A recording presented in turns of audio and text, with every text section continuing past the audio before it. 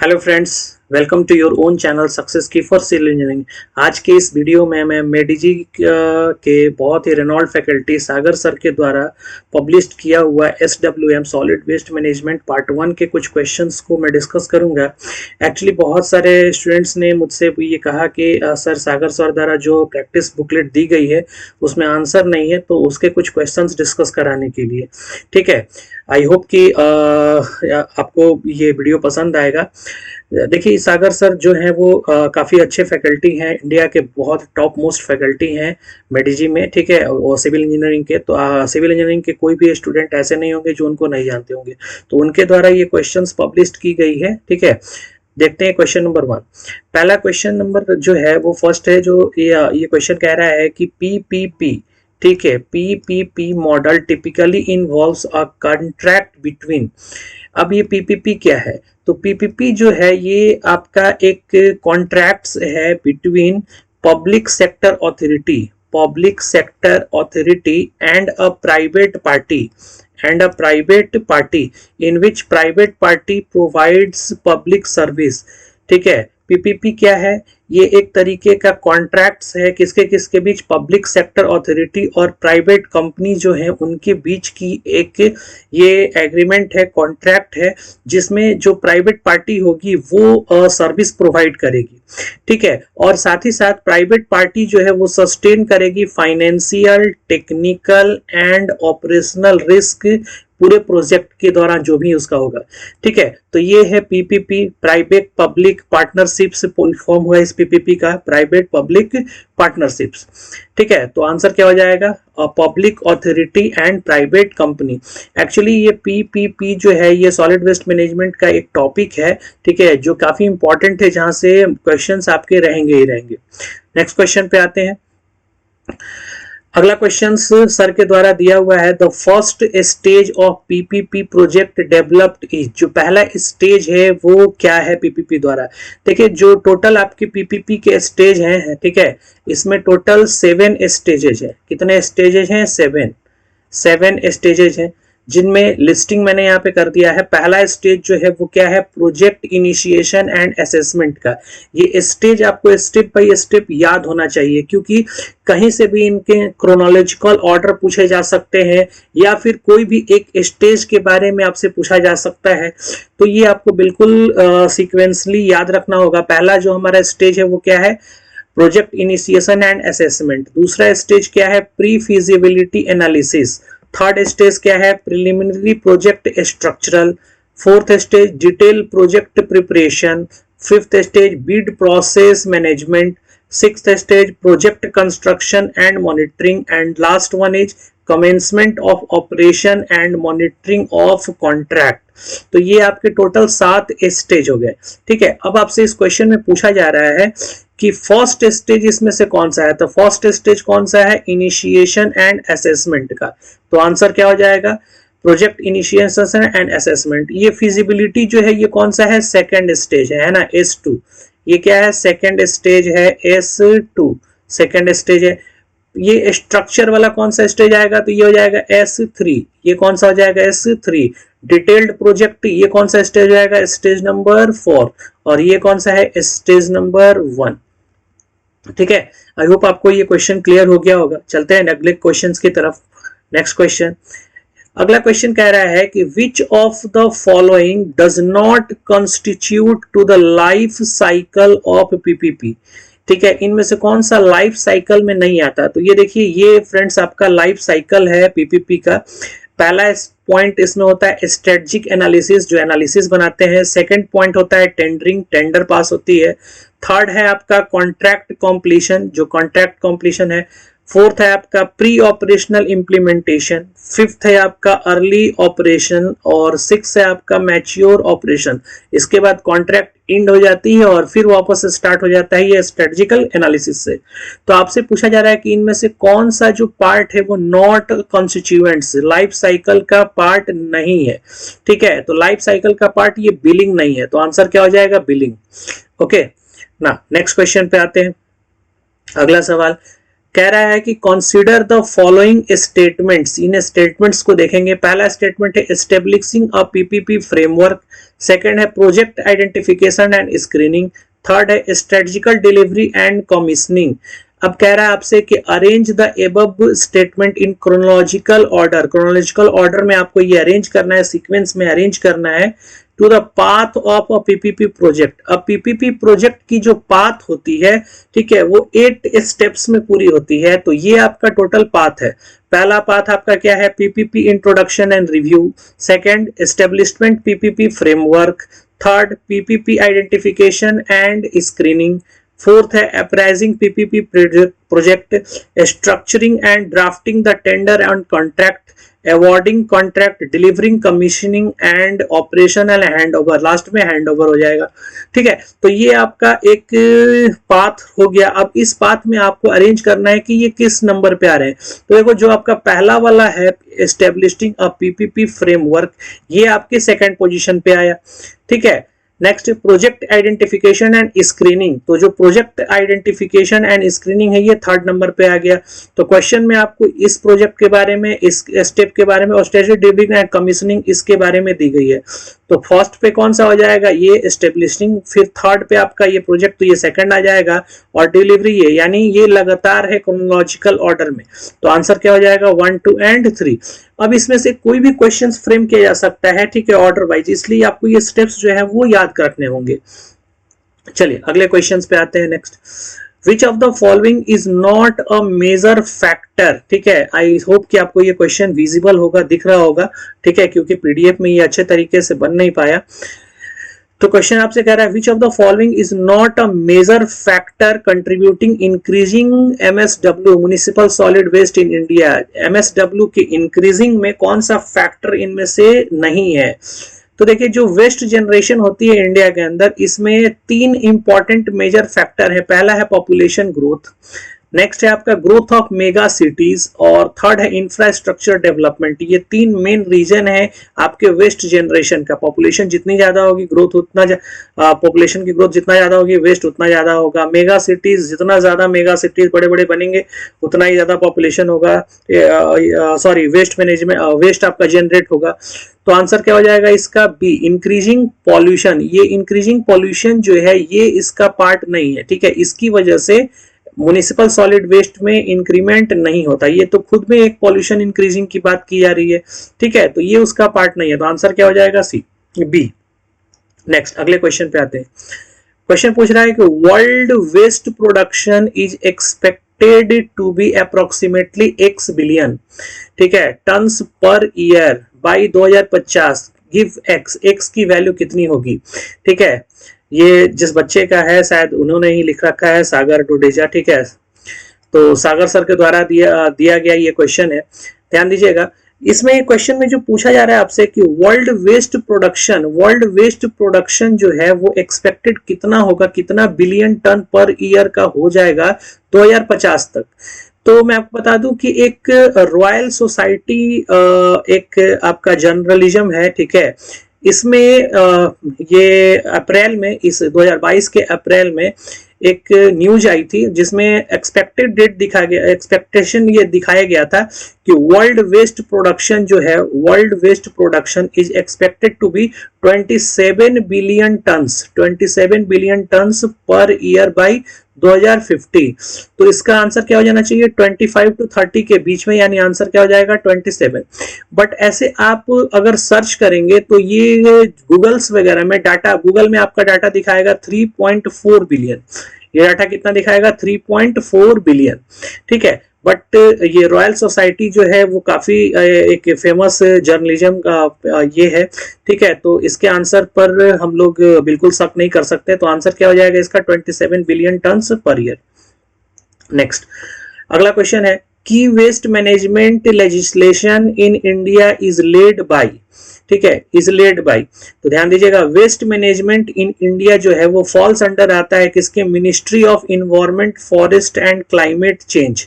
ठीक है, तो आंसर क्या हो जाएगा ministry of environment, forest and climate change. ठीक है, नेक्स्ट अगले क्वेश्चन पे आते हैं। Uncontrolled burning of waste at dump site releases, अगर अनकंट्रोल्ड बर्निंग हो डंप साइट पर तो रिलीज करेगा fine particle which are major cause of, जिसकी वजह से क्या हो सकता है, तो देखो इसकी वजह से क्या होगा, रेस्पिरेटरी प्रॉब्लम्स होगी आपकी, ठीक है। जब बर्निंग होगी तो वहां पे पार्टिकुलेट मैटर्स वगैरह एटमॉस्फेयर में आएंगे, तो इसकी वजह से रेस्पिरेटरी प्रॉब्लम्स होती है। अब यहाँ पे ऑप्शंस में स्टमक अल्सर दिया गया है, ये एक बैक्टीरिया प्रॉब्लम है, बैक्टीरिया की वजह से होता है, जिस बैक्टीरिया का नाम क्या है, हेलिकोबैक्टर पाइलोरी, ठीक है, एच पाइलोरी बैक्टीरिया, इसकी वजह से होता है।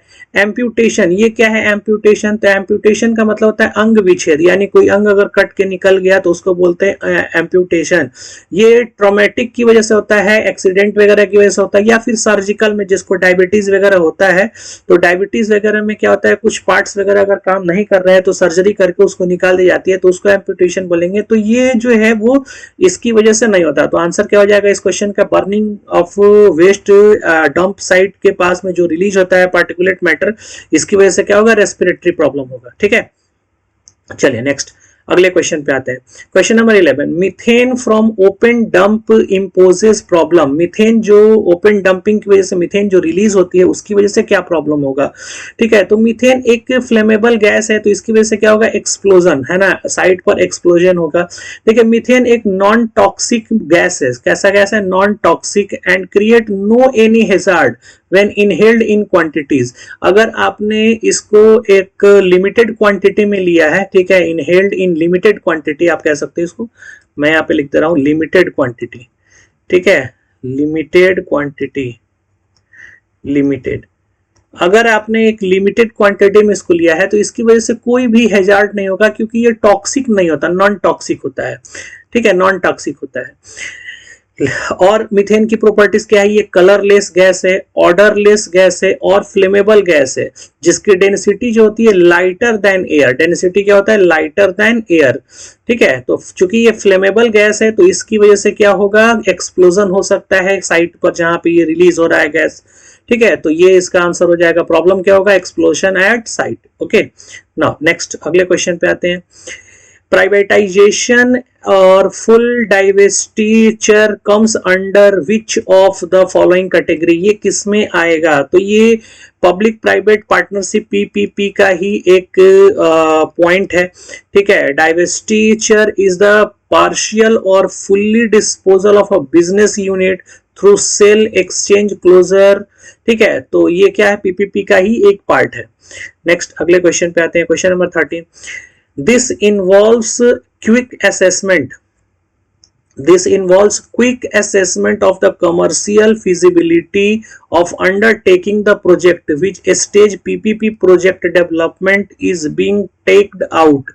ये जो है किस स्टेज में आ रहा है, ठीक है। क्वेश्चन पूछा जा रहा है कि ये जो क्विक असेसमेंट हम लोग कर रहे हैं, कौन सा statement assessment, quick assessment of commercial, ये किस स्टेज में आपका आएगा, ठीक है, किस स्टेज में आएगा, तो ये आपका सेकंड स्टेज में आता है, प्री फिजिबिलिटी एनालिसिस। अब ये प्री फिजिबिलिटी एनालिसिस क्या होती है, तो it involves a quick assessment of the commercial feasibility undertaking the project, undertaking the project, ठीक है। इसमें एक और पॉइंट है, ध्यान दीजिएगा यहाँ पे, it includes estimation of capital expenditure, operating expense and revenue system if any form the project, ठीक है। तो ये आपका सेकंड स्टेज है, इसी के अंदर आता है quick assessment of the commercial feasibility, तो आंसर क्या हो जाएगा, ये S2, ठीक है, ए ऑप्शन आपका हो जाएगा।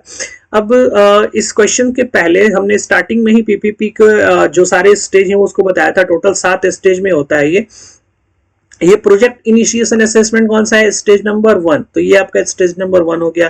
प्रिलिमिनरी प्रोजेक्ट स्ट्रक्चरिंग, ये क्या है, स्टेज नंबर 3, तो ये आपका स्टेज नंबर 3 में आ गया। डिटेल्ड प्रोजेक्ट प्रिपरेशन क्या है, स्टेज नंबर 4, तो ये आपका किस में आ जाएगा, स्टेज 4 में आ जाएगा, ठीक है। इसको ध्यान में रखेंगे, इससे क्वेश्चन आपका एक फिक्स है, आना ही आना है। चले नेक्स्ट अगले क्वेश्चन पे आते हैं, question number 14, x include preparation of bid documents, preparation of expression of interest, request for qualification and request for proposal, investigation to bid, bid evaluation, ये सारे जो हैं वो X के अंदर आते हैं। अब ये X क्या है, ठीक है, ये एक्स आपका क्या है, तो जो पीपीपी का स्टेज है इसी 5th स्टेज में, ध्यान दीजिएगा 5th स्टेज क्या होता है, बिड प्रोसेस मैनेजमेंट। अब ये बिड प्रोसेस मैनेजमेंट में ही ये सारे पॉइंट आ जाते हैं। बिड प्रोसेस मैनेजमेंट का मतलब जो एग्रीमेंट आपका जो हुआ है, यानी जो कॉन्ट्रैक्ट हुआ है, उस टाइम पर जो भी आपने कमिटमेंट किया है डॉक्यूमेंट्स प्रोवाइड करने का, वो सारा डॉक्यूमेंटेशन प्रोसेस इसमें आ जाएगा। ठीक है, और किस स्टेज में आता है, ये स्टेज नंबर 5। स्टेज नंबर 1 कौन सा होगा, initiation and assessment. Stage number 2 कौन सा होगा, फिजिबिलिटी एनालिसिस। स्टेज नंबर 3 कौन सा होगा, प्रोजेक्ट स्ट्रक्चरिंग। ठीक है, तो ये स्टेजेस हो गए, इनको थोड़ा सा मेमोराइज रखेंगे आप। चलिए नेक्स्ट क्वेश्चन पे आते हैं, question number 15। The stage of PPP project development that marks the completion of construction phase, ये किस स्टेज में आएगा, development that marks the completion of the construction phase. तो डेवलप ये कंस्ट्रक्शन फेज का जो कंप्लीशन है ये आता है स्टेज नंबर 7। ये किस में आएगा, स्टेज नंबर 7। और स्टेज नंबर 7 क्या कहता है, commencement of operation and monitoring of contract. ठीक है, this marks completion of construction phase, ये क्या बताता है, completion of construction phase. Clear है, तो 7th फेज में आएगा। फिर यहाँ पे देखेंगे ऑप्शंस में, ऑप्शन रिवीजन करने के लिए ध्यान रखेंगे, ये प्रोजेक्ट इनिशिएशन कौन सा है, स्टेप नंबर 1। प्रीलिमिनरी स्ट्रक्चरिंग क्या है, stage number 3। Bid process management क्या है, स्टेज नंबर 5। ठीक है, next question number 16। Consider the following statement with reference to the growth of mega cities. Mega cities in India को लेकर के 2 स्टेटमेंट दिए गए हैं, आपको बताना है कौन सा सही है। पहला है, mega cities are relatively recent phenomena associated with globalisation of economy, culture and technology. बिल्कुल सही बात है। ठीक है, कि जितनी भी मेगा सिटीज हैं वो ग्लोबलाइज हो रही हैं, वो एसोसिएटेड किससे है, टेक्नोलॉजी वहां पे हाई है। ठीक है, आपका फॉरवर्ड कल्चर वहां पे है, तो और इकोनॉमी वहां की अच्छी है, तभी आप मेगा सिटीज आप उसको कह रहे हो, वहां पे रहने वाले लोगों की इकोनॉमिकल कंडीशंस बहुत अच्छी होगी। तो फर्स्ट स्टेटमेंट हमारा क्या है, सही है। ठीक है, सेकंड स्टेटमेंट कह रहा है कि these have static economic growth. अब जरा ध्यान दीजिएगा, ये स्टैटिक इकोनॉमिक ग्रोथ नहीं होगा, इनका ग्रोथ कैसा होता है, डायनेमिक होता है। ठीक है, स्टैटिक ग्रोथ नहीं होता, डायनेमिक ग्रोथ होती है। तो अगर यहाँ डायनेमिक होता है स्टैटिक की जगह, तो ये स्टेटमेंट भी सही होता है, लेकिन डायनेमिक तो है नहीं, तो ये स्टेटमेंट क्या हो जाएगा, गलत हो जाएगा। तो आंसर क्या हो जाएगा, only first is correct but second is incorrect. Clear है, चलिए नेक्स्ट क्वेश्चन पे आते हैं। अगला सवाल, who are responsible for implementing rules relating to waste management legislation. ठीक है, कौन सा रेस्पॉन्सिबल होगा implementing the rules and relating waste management. तो ये जो मिनिस्ट्री ऑफ इन्वायरमेंट फॉरेस्ट है, ये इश्यूज करता है MSW, municipal solid waste management and handling rule. ठीक है, तो आंसर क्या हो जाएगा, MOEF, ministry of environment forest and climate change, पूरा इसका फुल फॉर्म होगा। ठीक है, चलिए नेक्स्ट आते हैं अगले क्वेश्चन पे। नेक्स्ट क्वेश्चन है, which of the following must not be the aim of future SWM infrastructure development. Future SWM का इसमें से कौन सा पार्ट है, ये नहीं है, नॉट कह रहा है, नॉट बी द एम। ठीक है, कौन सा इनमें से नहीं है, नॉट बी द एम। तो ध्यान दीजिएगा, जो फ्यूचर इंफ्रास्ट्रक्चर डेवलपमेंट है SWM का, उसमें रिकवरी किसकी किसकी लिखी गई है, तो material, energy and nutrient recover must be the aim of future SWM infrastructure. ठीक है, तो इन तीनों की रिकवरी लिखी गई है, तो ये तीनों ही क्या आ जाएंगे, आपके फ्यूचर SWM में आ जाएंगे। बट क्वेश्चन का क्या पूछा रहा है, which of the following must not be the aim. तो क्वेश्चन में यहाँ ध्यान दीजिएगा, एक एरर है, ये नॉट नहीं होना चाहिए, मस्ट भी पूछा जाना चाहिए। तो आंसर क्या हो जाएगा, ऑल ऑफ दिस। ठीक है, आंसर क्या हो जाएगा, ऑल ऑफ दिस। चलिए नेक्स्ट अगले क्वेश्चन पे आते हैं। अगला क्वेश्चन है, the domain of solid waste engineering does not include. है ना, सॉलिड वेस्ट इंजीनियरिंग के अंदर क्या नहीं आता।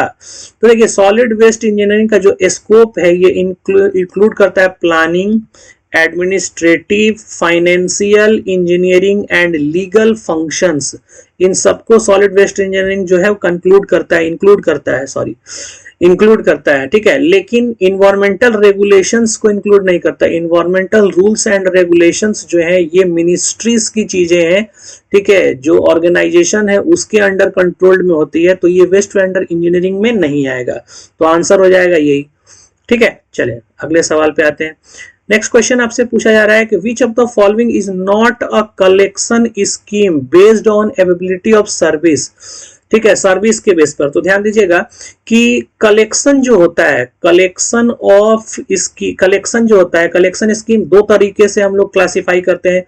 पहला आपका होता है प्राइमरी कलेक्शन, ठीक है, कौन सा, प्राइमरी कलेक्शन, और दूसरा क्या होता है, सेकेंडरी कलेक्शन। ये जो प्राइमरी कलेक्शन आपकी होती है, ये प्राइमरी कलेक्शन को ही सर्विस बेस्ड कहा जाता है, ये सर्विस बेस्ड है। और सेकेंडरी क्या है, ऑपरेशनल बेस्ड। तो आपसे अगर ऑपरेशनल बेस्ड पूछा जाएगा तो आप सेकेंडरी को बोलोगे, और सर्विस बेस्ड पूछा जाएगा तो प्राइमरी को बोलोगे। रीजन क्या है, क्योंकि प्राइमरी में बहुत सारे ऐसे आपके कलेक्शन सिस्टम है जो पब्लिक के, जो आपका पब्लिक है, ह्यूमन बींग्स है, उनके घर जाकर के कलेक्शन करती है, तो ये एक सर्विस प्रोवाइडिंग हो गया, इसलिए इसको सर्विस बेस्ड कहते हैं। और जो सेकंड वाला है वो एक ऑपरेशनल बेस्ड है, जिसमें कंटेनर को उठा करके ले जाना, या फिर एक जो कॉमन पॉइंट है जहां से आप वेस्ट को लेकर के जाओगे, यानी वहां तक घर से निकल करके लोगों को आना पड़ेगा, ठीक है। तो इसलिए इसको क्या बोलते हैं, ऑपरेशनल बेस्ड, और इसको बोलते हैं सर्विस बेस्ड। अब ये प्राइमरी कलेक्शन जो होता है सर्विस बेस्ड, ये टोटल 4-5 तरह के होते हैं, 5 तरह के होते हैं, लेकिन ये ब्लॉक कलेक्शन जो है वो ज्यादा यूज में नहीं है, इसलिए इसको 4 तरह के ही बोलते हैं। Curve collection, LA collection, set out setback जिसको डोर टू डोर कलेक्शन कहते हैं, ठीक है, और बैकयार्ड कलेक्शन जो हाई राइज बिल्डिंग वगैरह में ज्यादातर यूज होता है। और जो सेकेंडरी कलेक्शन है यानी ऑपरेशनल बेस्ड, ये होता है हॉल्ड कंटेनर सिस्टम और स्टेशनरी कंटेनर सिस्टम, ठीक है। मैंने कलेक्शन सिस्टम को लेकर के एक डिटेल्ड वीडियो बना रखा है, तो अगर आपने वो वीडियो नहीं देखा है तो वहां जाकर के आप पूरा कलेक्शन सिस्टम समझ सकते हैं, ठीक है। तो इसका आंसर पूछा जा रहा है कि कौन जो है वो अवेलेबिलिटी और सर्विस का पार्ट नहीं है, तो हॉल्ड कंटेनर सिस्टम जो है ये सर्विस की पार्ट नहीं है, ये किसका है, ऑपरेशनल का पार्ट है, तो आंसर हो जाएगा यही, ठीक है। नेक्स्ट क्वेश्चन पे आते हैं, अगला सवाल। Which of the following does not affect the frequency of waste collection? Waste collection की फ्रीक्वेंसी को कौन अफेक्ट नहीं करता? तो जो कलेक्शन को अफेक्ट करता है वो सारी लिस्टिंग यहाँ पे मैंने दी है, 8 पॉइंट्स हैं जो कलेक्शन को इफेक्ट करती हैं। क्वांटिटी ऑफ वेस्ट, अगर क्वांटिटी ऑफ वेस्ट ज्यादा होगी तो आपको बार बार जाकर के वेस्ट लेना होगा। रेट जनरेशन, अगर रेट जनरेशन हाई होगी तो फिर ज्यादा टाइम हमें देना पड़ेगा, ज्यादा फ्रीक्वेंसी रखना होगा। कैरेक्टरिस्टिक्स ऑफ वेस्ट, अगर आपका वेस्ट का कैरेक्टरिस्टिक्स जो है वो बल्कि वेस्ट ज्यादा है तो आप एक बार में बहुत कम ही वेस्ट लेकर के आ पाओगे। क्लाइमेट के हिसाब से भी वेस्ट का कंसंट्रेशन बढ़ता घटता है। Density and type of housing उसके ऊपर भी डिपेंड करता है। Availability of space with in premises, जो प्रीमाइसेस है उसके अंदर स्पेस कितना है, कैसे रह रहे हैं, उसके ऊपर भी डिपेंड करता है। Size and type of storage facility इस पर डिपेंड करता है। एंड एटीट्यूड ऑफ जनरेटर, तो ये सारे क्या हो गए, वेस्ट कलेक्शन को फ्रीक्वेंसी जो है उसके फैक्टर्स हो गए। लेकिन इसमें कहीं भी व्हीकलर इमिशन नहीं है, यानी व्हीकल्स से के द्वारा जो इमिशन हो रहा है उसकी वजह से वेस्ट कलेक्शन पर कोई फर्क नहीं पड़ता, तो आंसर क्या हो जाएगा ये, ठीक है। Next question, A typical long-handled filament broom used for manual street cleaning has length and weight। जो आपसे पूछा जा रहा है कि मैनुअल स्ट्रीट क्लीनिंग यानी रोड साइड जो साफ करने के लिए, ठीक है, एक जो ब्रूम दी जाती है यानी एक झाड़ू जो दिया जाता है, ठीक है, उसका जो लेंथ ऑफ ब्रूम है वो कितना होता है और वेट कितना होता है। तो देखिए जो लेंथ ऑफ ब्रूम है यानी जो आगे जो नुकीली होती हैं चीजें, उसका जो लेंथ होता है वो कितना होता है 80 to 85 सेंटीमीटर, और वेट कितना होता है इसका 1 kg। और जो हैंडल होती है ब्रूम की, ठीक है, ये किस चीज की होती है, बम्बू की होती है, ठीक है। जो हैंडल होता है वो किसका होता है, बम्बू का होता है, जिसका लेंथ कितना होता है 135 सेंटीमीटर, और उसकी डाया कितनी होती है 3 to 4 सेंटीमीटर, ठीक है, जो हैंडल होता है उसका। तो इसका आंसर क्या हो जाएगा 80 to 85 सेंटीमीटर और 1 kg, ठीक है। नेक्स्ट अगले क्वेश्चन पे आते हैं। मैकेनाइज्ड स्ट्रीट क्लीनिंग इक्विपमेंट, ये मैकेनाइज्ड स्ट्रीट क्लीनिंग इक्विपमेंट्स का मतलब है जो व्हीकल्स हमारी हैं, बड़ी बड़ी गाड़ियां हैं, आपने देखा होगा कि जो रोड साइड में गाड़ियां चलती हैं सुबह शाम साफ सफाई करने के लिए, उसमें नीचे एक ड्राइविंग यूनिट लगा रहता है जिससे वो बहुत ज़्यादा ये रोटेट होता है और रोड पे जाकर के फ्रिक्शन करता है, जिसकी वजह से जो स्टिकी मटेरियल है यानी जो आपका रोड में मिट्टी वगैरह जम करके बैठा हुआ है उस ब्यूटिमिनस के ऊपर, तो उसको वहां से वो उड़ाता है। और उसके पहले उस वहां पे कुछ वो पानी की छिड़काव भी करता है, ठीक है।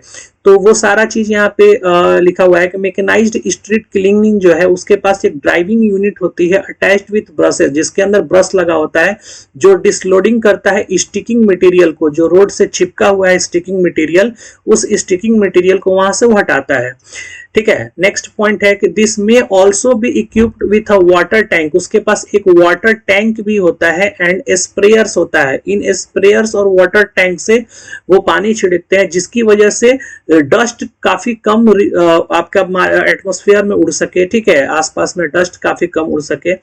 फिर वैक्यूम सिस्टम भी उसके अंदर लगा होता है, ठीक है, कन्वेयर सिस्टम, जो कि आपका डायरेक्ट जो स्ट्रीट जिसने ड्राइविंग यूनिट से जो भी आपका डस्ट निकला उस वैक्यूम क्लीनर से वो डायरेक्ट कहां पे चला जाए, स्टोरेज में चला जाए, जो गाड़ी है जो उसकी टैंक है उसके स्टोरेज में चला जाए। तो ये एक तरीके का आपका पूरा मैकेनिकलाइज्ड आपका एक सिस्टम है, ठीक है, मशीनरी वर्क है जो आप बॉटम ऑपरेटेड है, अंदर बैठ करके जो उसमें स्टाफ होते हैं वो ऑपरेट करते हैं और रोड की क्लीनिंग हो जाती है। तो आपसे पूछा जा रहा है कि इसका कौन सा इसमें से पार्ट नहीं है, नॉट अ पार्ट ऑफ, तो मेटल शेडर, ये शेडिंग की पार्ट इसमें इंक्लूडेड नहीं होती है। ड्राइविंग यूनिट है, ब्रश के साथ वाटर टैंक स्प्रेयर भी है और वैक्यूम सिस्टम भी है, लेकिन ये इसका पार्ट नहीं है। तो आंसर क्या हो जाएगा, ये, ठीक है, ये इसका आंसर हो जाएगा। ओके, नेक्स्ट क्वेश्चन पे आते हैं। एज पर MSW manual the removal of silt, silt की जो रिमूवल होती है from the surface of drain और storm drains deeper than x centimetre and manhole should be done by the engineering division of local authority where x is, तो x क्या हो जाएगा, x की वैल्यू होती है 60 सेंटीमीटर, x की value कितनी हो जाएगी 60 सेंटीमीटर, ये आपको याद रखना होगा क्वेश्चन को, ठीक है। चलिए, तो आई होप आपको ये सारे क्वेश्चंस क्लियर हो जाएंगे, समझ में आए होंगे, ठीक है। और भी अगर आपसे कोई रिलेटेड डाउट है तो आप बताना, मैं उन डाउट्स को भी क्लियर करने की कोशिश करूंगा। Thank you so much for this session, मिलते हैं अगली वीडियो में।